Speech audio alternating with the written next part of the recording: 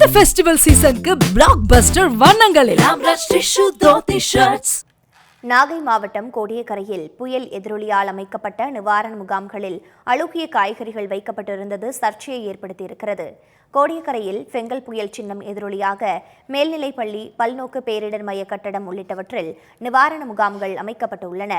இந்த முகாம்களில் தங்க வைக்கப்பட்டுள்ள பொதுமக்களுக்கு உணவு சமைக்க காய்கறிகள், அரிசி உள்ளிட்டவைகளையும் கொண்டுவரப்பட்டுள்ளன.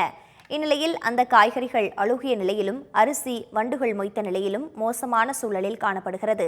இதனையடுத்து முகாம்களில் தரமான உணவுகள் வழங்கப்படுகிறதா என அரசு கண்காணிக்க வேண்டும் என பொதுமக்கள் கோரிக்கை விடுத்துள்ளனர்.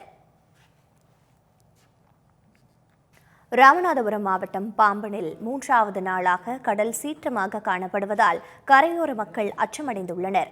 வங்கக்கடலில் நிலவும் ஆழ்ந்த காற்றழுத்த தாழ்வு மண்டலத்தால் 3வது நாளாக பாம்பனில் கடல் சீற்றம் அதிகரித்துள்ளது. இதன் காரணமாக பாம்பன் லைட் ஹவுஸ் அருகே இருந்த குடிசை வீடுகள் மற்றும் மின் ஏற்றுமதி தொழிற்சாலைகள் கடலில் அடித்துச் செல்லப்பட்டன. அப்பகுதியில் தூண்டில் வளைவு இல்லாததன் காரணமாக படகுகளை நிறுத்தி வைக்கவும் மீனவர்கள் மிகவும் சிரமத்திற்கு ஆளாகியுள்ளனர்.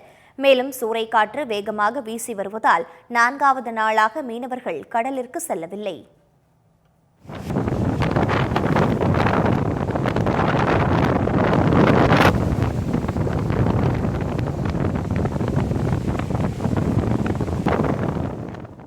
இந்த ஃபெஸ்டிவல் சீசனுக்கு பிளாக் பஸ்டர் வண்ணங்களில் ஆம்ரஷ் டிஷ்யூ தோத்தி ஷர்ட்ஸ்.